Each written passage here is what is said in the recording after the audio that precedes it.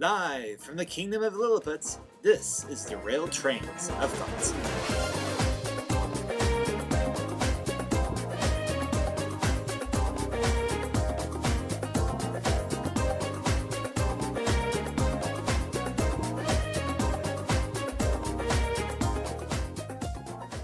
Well, hello, Tim. Hey, Nick, how's it going? Watch your step. I know it's kind of hard. I mean, it's kind of a neat place, but yeah, I almost killed a couple people last time I tripped. Yeah, and plus having everyone stare at you like all day long is getting a little old. Luckily, they tied you down and then tied me down. They didn't, get to that part. Yeah. So, I got a picture on my iPhone. So. Yeah, thanks for that. Yeah, we'll put it on the internet sometime. But anyways, I like it a lot better than our last staying place. It's true, much more friendly. Much more friendly. Yeah, I mean, they like us decent here, and we can help out a lot. Yeah. The reason we are at Lilliput, dear listeners, is that, well, of course it ties in with our story school for today, so let's go right into that.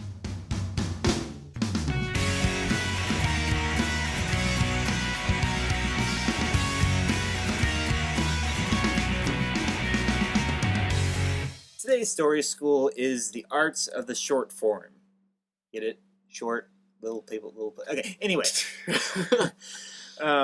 All writers, generally storytellers, as you're starting out, you have a lot of experience with the short form, whether it's a short story, a short film. It's a much more manageable form of storytelling generally than trying to sit down and write a novel for the first time. It's a good way to practice, but it's also an art form in itself. And Nick, you have certainly worked hard over the last few years on flash fiction, the very, very short form of writing. Yes, and my story I always say about flash fiction is that until I wrote my first one, which got as an idea, I couldn't write a story under 1,000 words. I used to complain in college that you couldn't tell a good story in 1,500 words. You needed at least 2,500 or something like this, because it took a lot of ideas, and I'd work with my students on this. You tend to just add stuff.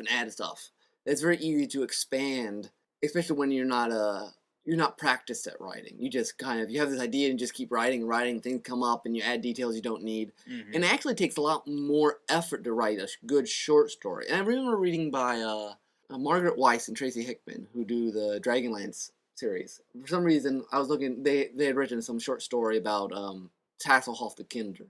Is that his name? Anyways. And she was Margaret Weiss was mentioning that they find it much easier to write novels because they have a lot more room and you don't have to be so deliberate, I guess. Because everything, in a good short story, everything should do something and nothing should be in there that doesn't do something. Right. And so with flash fictions, I really had to keep my ideas down to one single idea or sometimes just one single image that you could build a story around. The problem, flash fictions for me at least, tend to be 1,000 words or less. And I have some of them that are like 300 words or something like that. The trick is then to have an actual story and not just a scene. I don't know if you guys have that trouble in film as much. That sometimes maybe you just have shots that you like and not necessarily a plot with a conflict and a resolution. Well, I can certainly see that being a possibility. I mean, in filmmaking as well as in writing, you still have the same problem of wanting to create. I mean, yeah, you can always expand. You always, since once you start running through a plot thread, you feel like you need to explore make a whole world out of it. I think that's especially tempting pitfall with trying to write a short story in fantasy form, because you automatically assume when you're writing fantasy that you have to create this entire world to support your story, which helps, but a short story, you may come up with all kinds of ideas that you want to include, but then in a short form that just doesn't work. Yeah, the trick, and I think I've gotten better at it writing flash fictions, is to communicate as much as humanly possible in as few words. And that you use a lot of shorthands, a lot of, screenwriting. They always tell you start the scene as late as possible and end as soon as possible. And that's what flash fiction is. You start it as close to the climax as humanly possible, and then obviously you'll have to fill us in on enough details to make sense of it. Mm-hmm. And sometimes you start right at the climax. For instance, this is just a random I don't know if it's the best example, but the first flash fiction that came to mind, I wrote one called The Graveyard, which is about this guy who was sent to jail, and his sister was left alone. And then he's been in jail for years, and he came back. It's like 1800s. He comes back, and he went to the city, and he's looking through this graveyard for her tomb because he can't find her anywhere. and want to see if she died, and want to make sure that she didn't like have to go to prostitution or something. That's a lot of detail. But what it starts with is him looking at this tomb, so you have that mystery already. And then as little as possible, that backstory is communicated through this dialogue with this nun. Hmm. And of course, you want as few characters as possible. So a lot of characters play multiple roles, or you talk about them so to bring them in. Because usually, I mean, if I had to think about most of my flash fictions, probably have anywhere between 1 and 3 characters, and hardly any more than that. Yeah. Where most of my novels have Hundreds, a cast of thousands. So I guess it's really a trick of finding what is the one idea, basically the one action that has to happen. Because you only really have time for one important action. Yeah. And what is that? When I was in directing class, we were talking with our professor at one point about the difficulty we were having, because it isn't easy to cram a whole story, like you said, beginning, middle, and end. And we were dealing with stories that were 5 minutes was one assignment, and then another one was supposed to be 10 minutes. And we're like, this is really difficult to have an actual character arc in this short of cinema time, film time. And he said one of the reasons why you do this, it's rather like a haiku. You're condensing it down to the main point, to really the heart of the matter, cutting away all the flack. So, or not the flack. Well, yeah, All the chaff. I guess. Yeah, fat. Cutting off all fat. Cutting off all the fat, so that you're getting to the core of what's important about the story or about this character. You really boil it down to essentials. Yeah. Which in writing, then you usually create a very distinct, either just very quick, a very distinct character, a very distinct situation, or a very distinct location, because you only have time to do one. Yeah. Normally that, and I suppose in film that helps you really focus on the visual of the most important things you need to capture, as opposed to. Because the thing is, I think most students they know they can't go make like a full-length feature right away. They're not ready for that. But most of them probably would prefer their films to be around 15 to 20 minutes. That's what they feel that would be. And some Taylor trilogy. No, sometimes that's what's necessary. It depends on your thing, but you generally don't have the time space for that. I mean, plus if you're going to film that, you had better darn have important stuff in there, because if you linger too long on a thing, then your movie is just overlong. You're dragging things out if you're not careful. When I try to teach my 6th, 7th, and 8th graders to write short stories, I now use flash fictions, because otherwise they can get these very long stories. And and at that age, they can write a story. It's trying to make them write a very focused story, because most of them like to write stories one way or another. The one thing I've kind of, I guess I got over on my flash fiction that I use for them is, obviously you need conflict and resolution, which sometimes the definition of those, maybe you have an implied conflict and then a resolution that you see, or an implied resolution after, because you're playing with very few words. But you also, I mentioned, to make a good one, you want 2 types of resolutions kind of on top of each other. You want a physical resolution, which is something that someone does, and then an emotional resolution, which is some sort of change in the person. And these are somewhat artificial distinctions, but I think I use it to make it so that you can't write a short story where it's like, this guy's racing and he wins a race.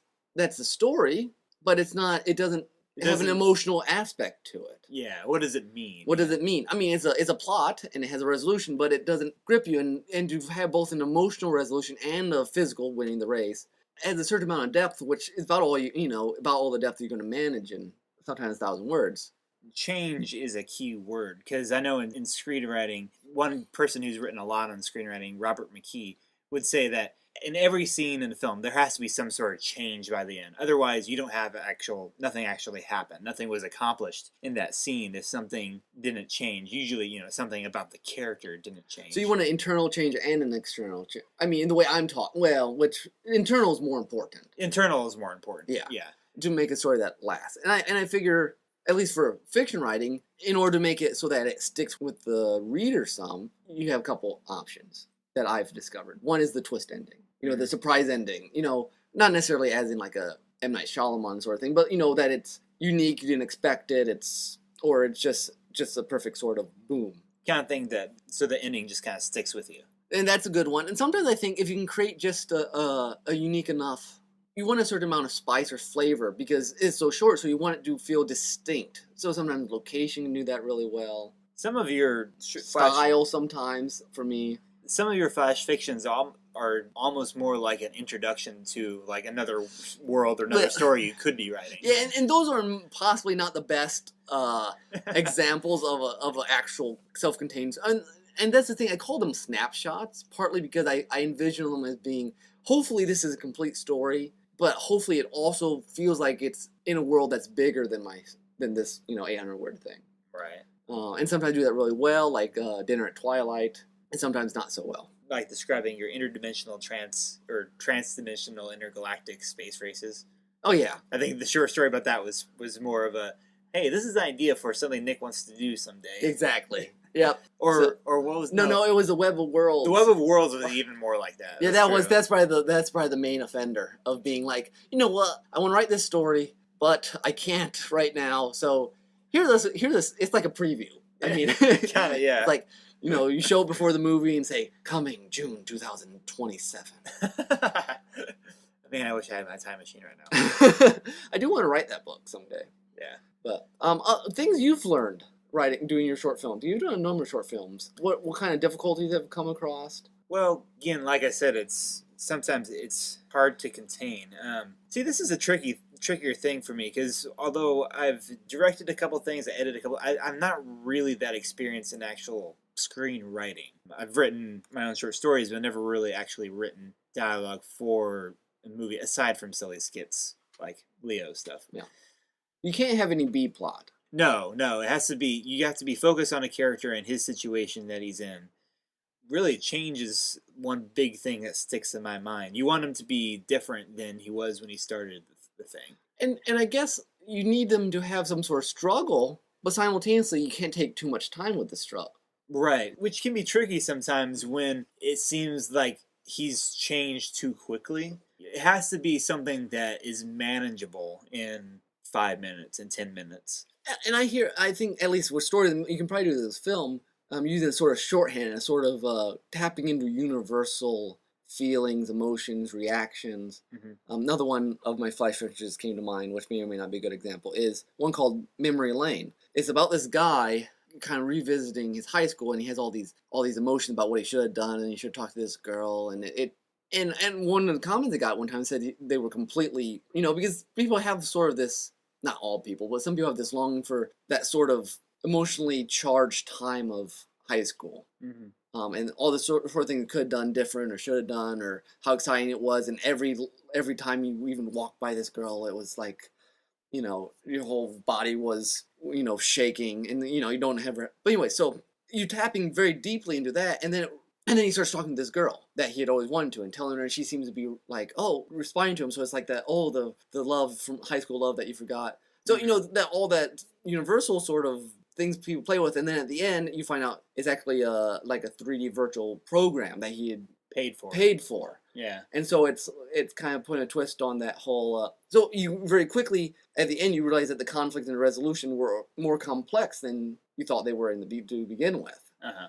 But you're playing with stuff that people already understand, as opposed to when I try to have Otaka have hymns of exile, and people are like, I have no idea who these people are or why they care, and it doesn't work quite as well because there's no shorthand. Uh-huh. That makes a lot of sense. One thing I did think of in terms of filmmaking that it teaches you as a trait that will affect your other filmmaking as well, relying more on images than simply words, because dialogue takes time.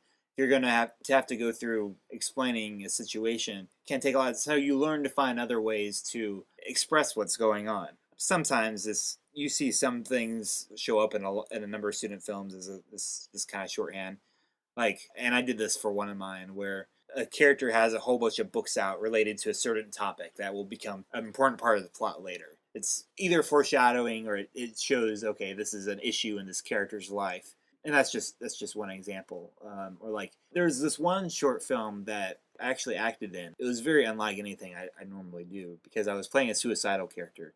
And there's really not much to the story. It was more of a cinematography project than anything. It was just kind of practicing a scene because, no offense to the guy who directed it, but there wasn't a whole lot of story other than I was dealing with suicide, with wanting to commit suicide and then actually going through with the act.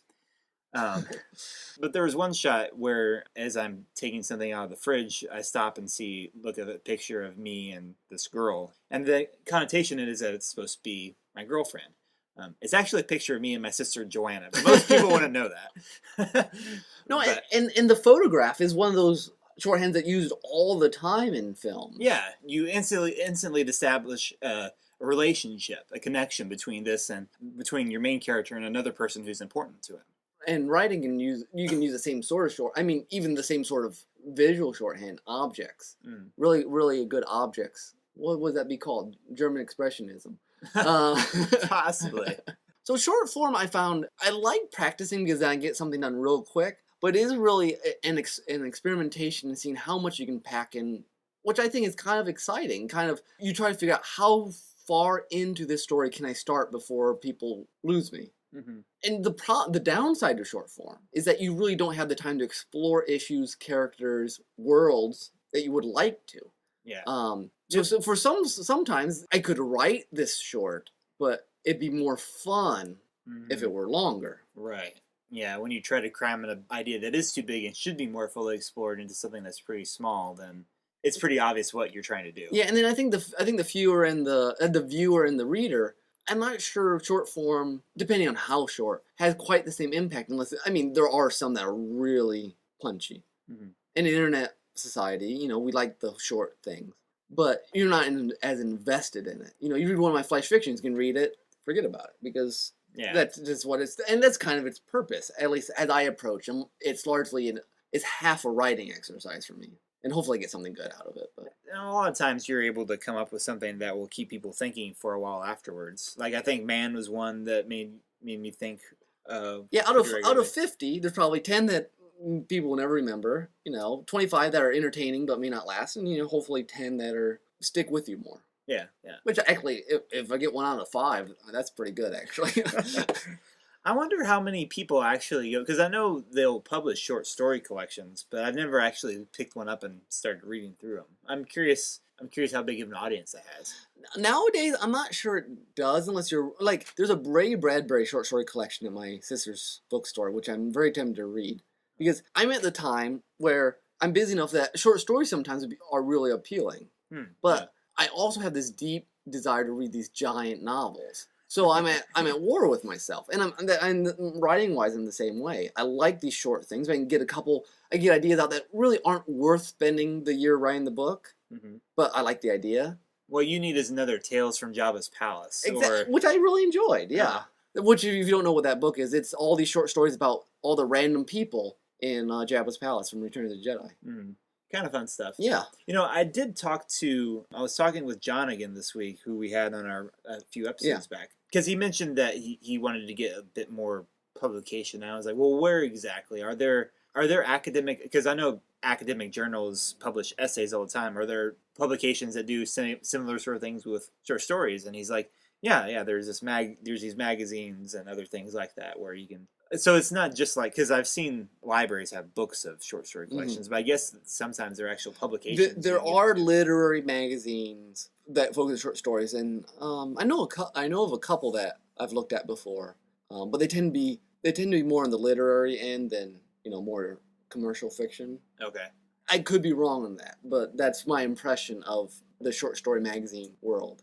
I wouldn't be surprised if there's a market for short films in terms of film festivals, not just usually student short films, but sometimes it's a way for a filmmaker to get himself a little more noticed. Like I know a couple films that have been nominated or have won Academy Awards for short film category have gone on to, they actually would remake it as a full-length feature. Whether it's worthy or not, I don't know. I've seen some really weird nominated films in that category.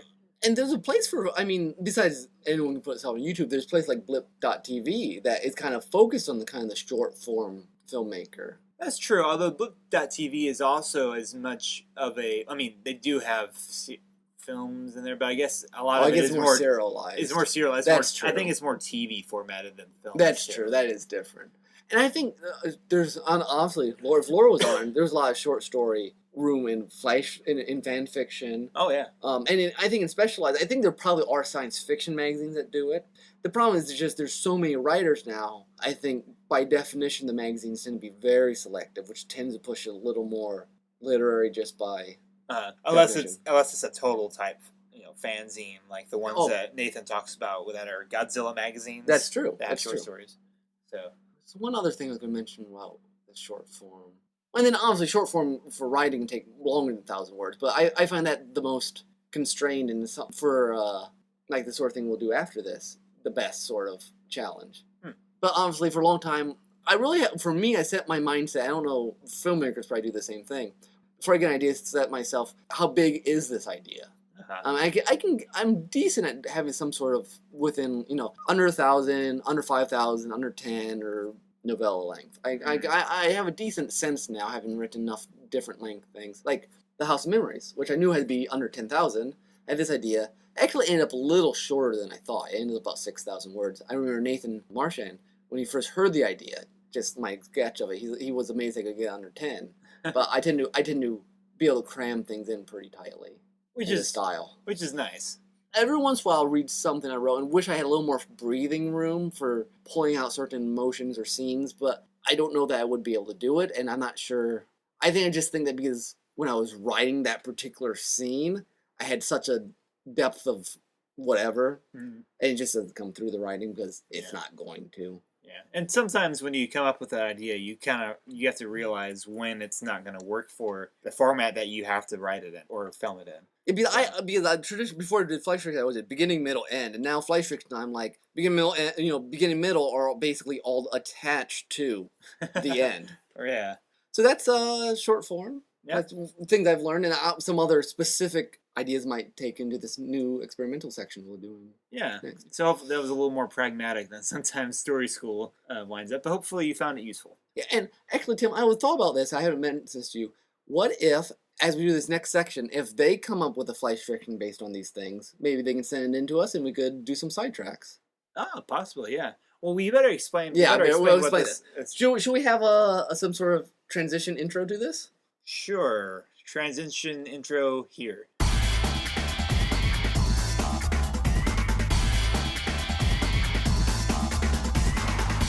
Alright, welcome back. I guess I'll explain. We actually threw this idea around half-jokingly in our retrospective, didn't we? Yeah, it's funny how some of those ideas we actually wound up doing as a joke, but then it was like, oh, let's actually do it. Let's do it. So, we were talking about doing a live brainstorm. So, first, a warning, this could turn out cool or very, very boring. But... we have no idea. So, actually, it just occurred to me. Technically, we won't be having a soundtrack this episode. You may have just noticed that. On the other hand, it's much like why we always do a soundtrack. Part of the reason, in case we have never actually explained this, which I don't know if we have. I don't think we have. Part of the reason we include a soundtrack, besides just Nick always has a lot of music he wants to share. Yeah, that's true. But Nick has got this idea, and I really like using music as a way to inspire you to write new stuff, to get new story ideas. And we hope that there's a possibility for that in all the soundtrack music choices that we pick. That you can listen to it and say, here's an interesting idea that this helps me think of. Or it just comes to you as you listen. For some reason, I'm wired that music and creativity are very closely linked for me. And I think it is for a number of writers. But even back when I ran the college writing club, I made this music CD, and everyone had to go pick a song from it and write a short story inspired by it. And when I started doing these 50 flash fictions, I just started going through the soundtrack of Final Fantasy X, song by song, and I kept listening to the song over and over again until I came up with a plot. And you're like halfway through that by now, aren't you? I am. I'm most of the way through disc 2, I believe. Nice. And it's sometimes it's rough, because sometimes they'll give you this image of a place or a character, but there's no plot. And that's the trick. What we would like to do here today is to play a random piece of music, and then Tim and I are going to live brainstorm. And we'll see how that works. Yeah. But You've never done this before. I've never done this before. And normally I do it silently, not like talking to invisible people. But I when I was going to do a group of people doing these flash fictions off of Overclocked Remix, I had some sort of suggestions that I thought were good based on my habits of trying to get plots out of music. And I'll just list a couple of these, and they tend to contradict each other. Real helpful, Nick. So first off, I'll say don't listen to individual elements. Listen to the whole. What was the Zeitgeist? Is that the proper word? Or a gestalt? One of those words. Okay. Was the big idea? You know, what's the scene, emotion of the whole thing as a thing of a whole, and go with that. You know, just start going off it. Usually I'll have the music start the inspiration, then I'll just go crazy. You know, and then at the end sometimes it doesn't look anything like it started. And then I said, well, if that doesn't work, listen to the individual elements, just the drums, or just this, or just that. And what does that make you? You know, and sometimes to say, hey, think outside the box. If it's real epic, see if you can make you think of some sort of like washing the dishes. You know, juxtapose. I love juxtaposition. That's a good word. And then I also say think in stereotypes. So if it's jazz music, think of being in some sort of jazz bar. So, you know, because not everything works with every piece. Well, you know, art is very fluid, so I guess your guidelines can be It's too. very fluid. For the songs I know where they're from, I try to completely ignore where they're from. Yeah. You know, not try to say, oh, I know this is from Mario in a castle, so I'm going to put it in a castle with a plumber. Which actually would probably make a cool story, but... Maybe a little too obvious inspiration there. Yeah, that's true. And sometimes I cross that own line. But then the real trick is, once you get the scene, or the idea, or the emotion, which is the first thing, is to pin a plot to it, pin a conflict to it, which usually comes second. So I'll listen to a story, normally have some idea, like, Tim likes my heavenly music flash fiction, which is about this orchestra that jumps out of planes. While playing. Yeah, while playing, not just because. Yeah. It's special about this one person who'd signed up for it, not knowing what was getting into. But the music original would just give the idea of an orchestra, but that wasn't really a story. And it only gave me an impression of flying, so I started just combining the two. That works. So that's the idea here. As you're listening to these, if you come up with your own, we'd love to hear it. Yeah. Either you could write out the whole flash fiction, which would be awesome, or if you just Give us some ideas. throw out an idea, maybe we'll actually make your own off your idea. Yeah, that'd be good. So As long as that's okay with you. so maybe after all this, I'll have to make one of these into an actual flash fiction. There you go. We'll try this 1 or 2 times, depending on how this goes. Yeah. So how do we want to pick these? Overclocked roulette thing? Is there like a random button on Overclock Remix? On the front page, they have top 5 songs that change every okay. so often. I think you should probably pick it, not me, since I tend to recognize. Like everything? But see the Russian roulette right there. So okay. just pick one here, Tim, and we'll see what we can do. Okay, well let's see. Maybe we should always pick the third, no matter what. Always it pick. is. Okay, I was gonna go with Goofy Ska. Okay, let's try it. I just want to hear what that sounds like. This is Goofy Ska remix from the game Faxadanu. Fazanadu? Fazanadu, yeah. Fazanadu. That's it, Fazanadu. All right, and I guess one more thing. Sometimes to do this well, you have to listen to it several times. We'll try not to make you guys sit through that. But I gotta get a sense of, and Tim's gonna help me, hopefully. Yeah. So here we go. Okay, my first impression is like a newsroom typewriter. Really? Yeah. I was thinking more, I kind of like that. Let's go with that. I'm thinking kind of, the style has to be kind of cartoonish. Like really hyper. Yeah, I can see that. So let's see. Breaking news. It's like the whole newsroom is in the state of chaos. Yeah, I think, for some reason I just think asteroid. Coming down. Oh, okay. I thought the newsroom was on an asteroid. This sounds vaguely like Ludicrous Speed, actually, from Spaceballs, but...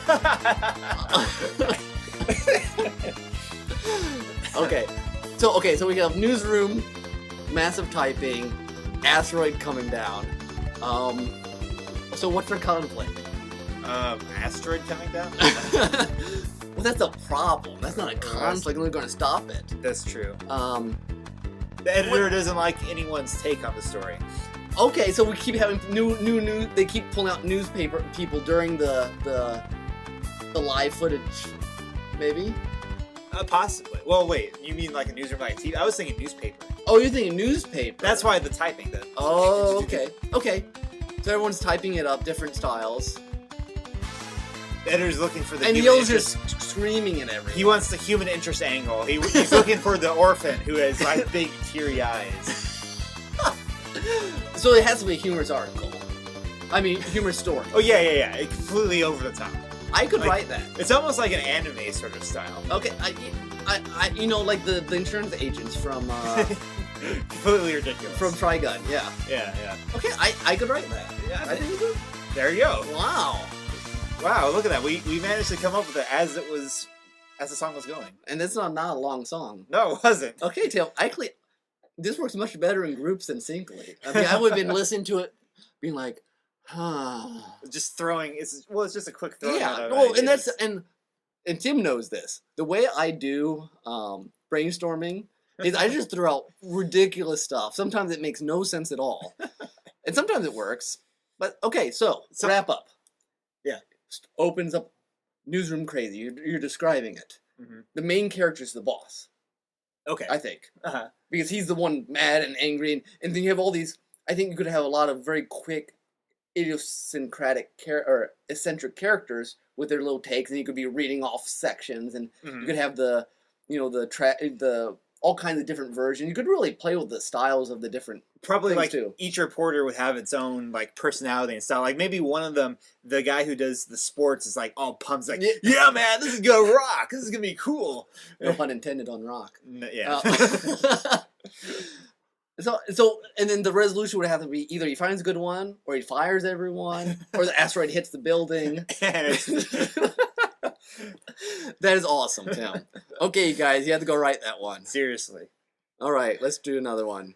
This is fun. This is fun. Okay, let's do your idea for the third one. Third one. Okay. So, well, Final Fantasy VIII. Well, it didn't take us long to get a Final Fantasy song. Liberi Fatali Overhaul, which I believe is the main theme from the first movie. Okay, yeah. Remixed by MP. You know, we never said who was. We should just to give him credit. Yeah. Electron. So actually, a subatomic particle remixed that last one. All right, here we go. MP remixes this Final Fantasy VIII song here. Might be a little different than Goofy Ska. Yeah. Ready? Okay, Yeah. here we go. Oh boy. When we were choir, I've done a lot of choir singing for the Final Fantasy X. Yeah, there's a lot in that particular album. For some reason, I keep thinking, Whoa, that's changing. Okay, electronic's always hard because you gotta like not put it like in a dance club immediately. or a rampaging computer. Rampaging, yeah, exactly. And I gotta get rid of the asteroid. I have all this space in my head now. Well, especially 8 has some stuff to do with space. Yeah, I need a palate cleanser between. Yeah. Okay, let's see.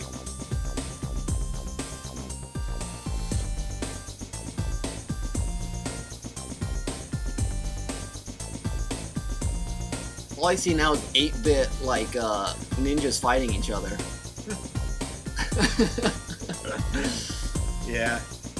This is one I could see you'd have to might have to listen to several times. Well, we'll see what happens. Yeah. Okay.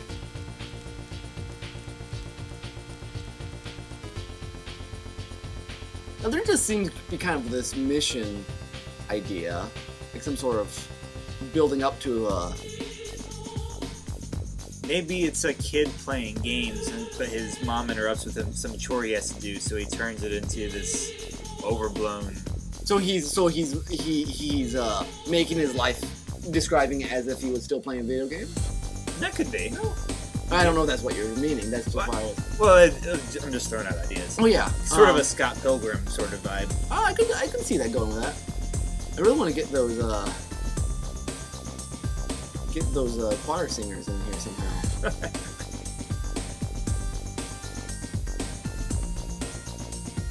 don't know. I need some sort of montage. Mm-hmm. With him doing different, like Late Night City. Mopping his apartment. Getting ready for his girlfriend to come over. Cleaning up. I don't know why. I don't know. taking out the trash. Taking out, yeah, exactly. See, all these. See what you do? You do all these things, and he's doing them, with some sort of flair. And you don't know why. And maybe he has his own system so that he gets XP for each time he accomplishes something. It's like his own motivation sort of habits. Interesting. Not quite as successful in that one. Not. Some ideas that you could, with a couple more listens through, you could probably pull something out. Yeah. Maybe we should leave that for our listeners to pick up the pieces where we left off there. And yeah, listen to it one more time and expand upon that. Yeah, we were heading somewhere interesting with that. Yeah, but I kind of like this idea of just kind of talking through one and then moving on to something else. I'm with you there. Now let's see if number 3. Here we go. It changed. All right, Kirby's Adventure is the game. Yes, remix is called Cosmic Transformations. Remixed by Ella Guro. I have no idea what the song is, so let's try this.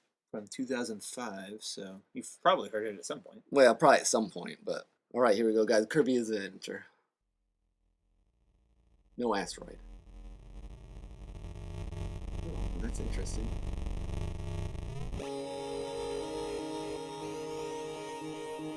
Welcome to the World Wide Web. Suddenly I had a tree growing. Oh, that's interesting. Maybe like terraforming a planet. Uh-huh. Like maybe it was all barren and... Uh-huh.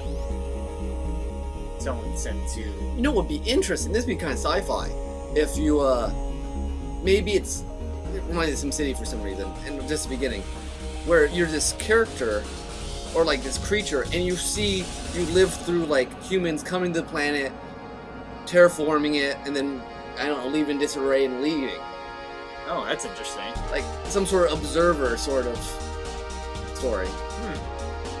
That's interesting. When you first said terraforming, the first thing I think of, strangely enough, because I haven't seen it in a while, is Titan AE. Okay, yeah. Because that's kind of the climax of that. That's true. Now the music completely changed now from my initial idea, but I like that first idea. Yeah. Okay. See, this makes me think you should make this story based on the character. Like a really spunky... I don't know if I'm going to say girl or boy at this point.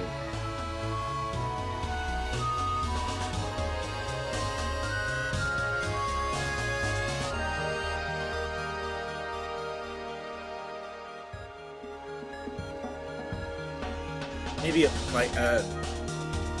space traveling kind of kid. Like I keep referencing back to different movies, but it made me think of like Jim Hawkins from Treasure Planet. Oh, okay. Like the kind of, you know, he's tech savvy, but he keeps bopping from one planet to another, doing something. I almost want to make it a robot kid. Delivering packages. Delivering packages. It's Interstellar Christmas. Wait, what? It's like Santa Claus is a robot that goes from planet to planet. Okay, that's different from a delivery boy. What is delivery? But here's the thing: Yeah. every planet has a different day that runs as Christmas. Oh, okay. So he goes from, or she, or it goes from planet to planet, and but the timing scale is all different depending on planet. That's true. Yeah. And maybe if you look at science fiction-y, you could have time passing or not passing depending on how close to the speed of light they're going. So wait. So like maybe their visits would be years apart. Maybe it's like a 7-year locust Santa. And then children every 7 years, our Santa will come and visit us. Wow. Okay, that needs some hammering out, but that could also be awesome. Definitely. The song just kind of keeps going. Okay, it changes too. The changing songs are fun. Now, is this remixing more than one track from Kirby's It Adventure? might be. I didn't check. We can check afterwards. Okay. Oh, it's kind of got the same feel, but Okay, yeah. see, this is when maybe he's going to be late. Here you See, go. Christmas is in danger. maybe Christmas in Day. Maybe it's a very, very tightly scheduled thing, and something goes wrong, and so you got this race against time also thrown in there. There's an evil robot that's trying to keep Christmas from happening for this one. This might be over flash fiction age side at this point. You might be able to pull it off. Yeah, possibly. Yeah. And this song is all over the place. I like it. I have to download this one.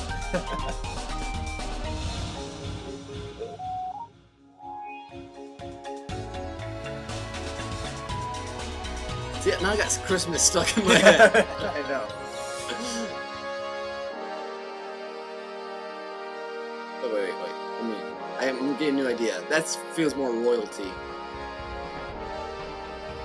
Ooh, what if the robot Santa is supposed to be delivering a present to the prince of this really, you know,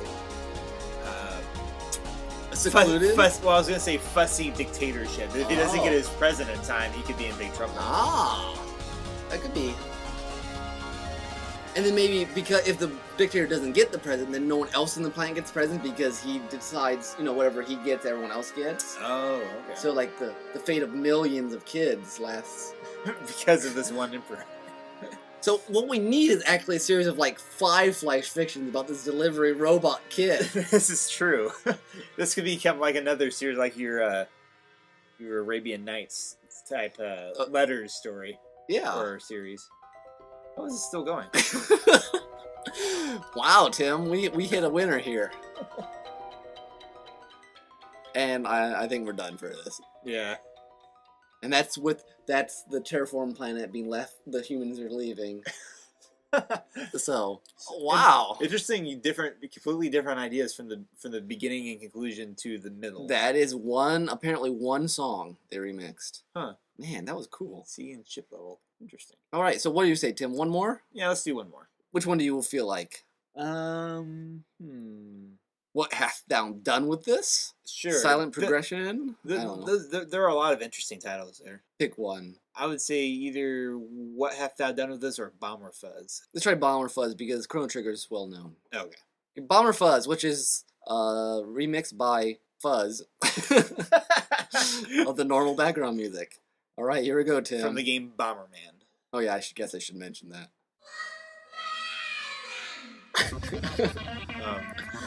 Oh no, electronic one. Here we go.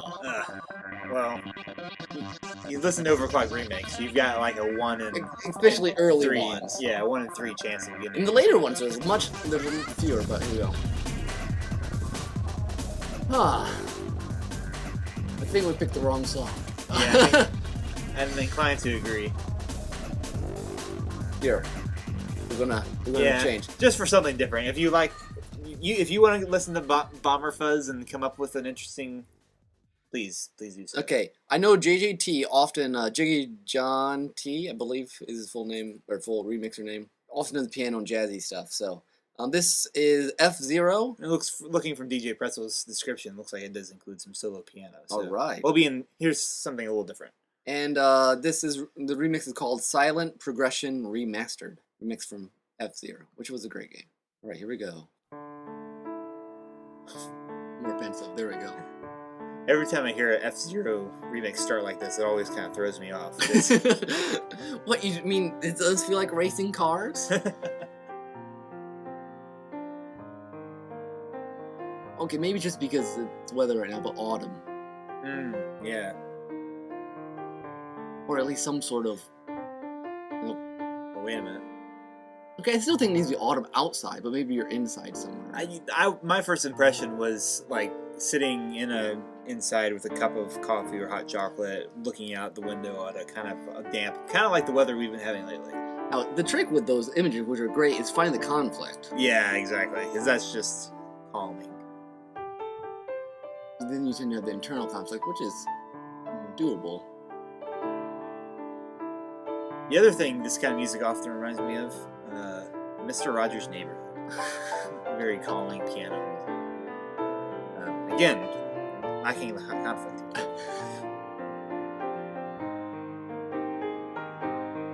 Maybe it's the last day he's somewhere.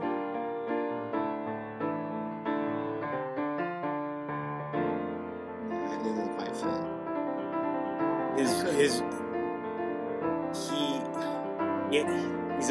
He's about to leave, but he's in danger of losing his romance. Okay, I like that. Or maybe the romance doesn't even know he's in danger of losing romance. I mean, he hasn't said anything, or not much. Interesting. So maybe he's envisioning all this. This is me messing with styles again. Envisioning all this interplay between him and the woman, we'll say, Mhm. but she is not quite getting it yet. Oh, she thinks they're just friends. Yeah, now. so maybe it's this sort of, so you have this very warm atmosphere inside and this, things falling apart outside, and him trying to, maybe with some sort of a slightly humorous mark, trying to get her to realize this. Maybe he's not the one leaving. Maybe she's about to leave somewhere, and he's Ah, afraid he's not okay. going to see her again. That could be. Maybe she's maybe in the coffee shop, maybe she's an employee or a person who comes all the time. And see, you get your tension's rising here. Yeah, See, it is. Because obviously the idea of that could be either long or short depending on how you write it. Mhm. I think there's certainly potential there. Yeah, it's a beautiful song.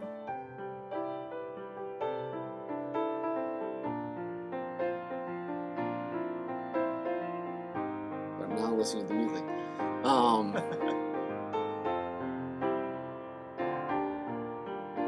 I think that, and be in mind, I would like to have some sort of resolution, Yeah, some sort of recognition, and probably not too overblown for a short just thing. maybe just kind of a hint of the girl. There's a flicker of, oh, we could be this in her. Yeah, I like that.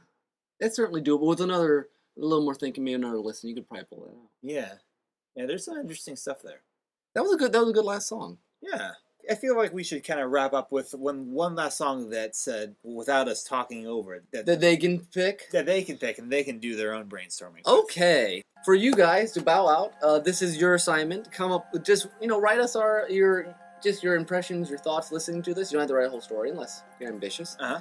This is from The Legend of Zelda: Ocarina of Time. Remember, you can write it or contact us by leaving it. You could make it a comment, fic, as Laura Fisher would call it, at derailedtrainsofthought.blogspot.com. Or feel free to email us at derailedtrains@gmail.com. Mhm. And just stay in contact with us. We'll be This podcast was recorded ahead of time. Nick and Natasha have not actually given birth to their new baby, so if you're wondering why we haven't talked about her yet, that she's technically not here. This was recorded about the same time the last episode was, but you're enjoying it mid-November. That's right. So how lucky are you? By the time this comes out, I'm technically a year older. Oh, nice. All right.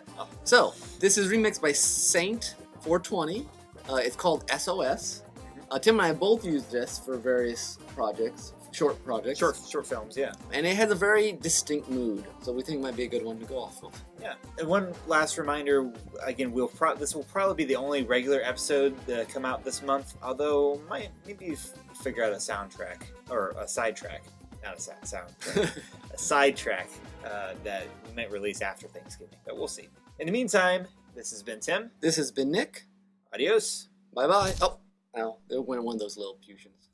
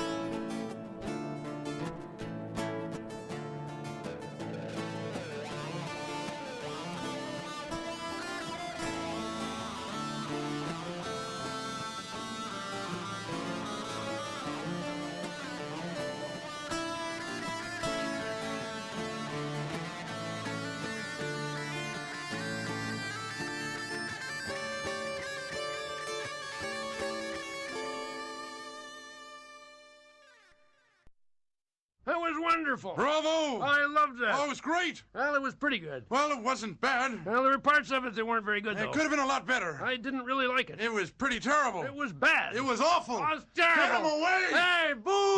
Boo!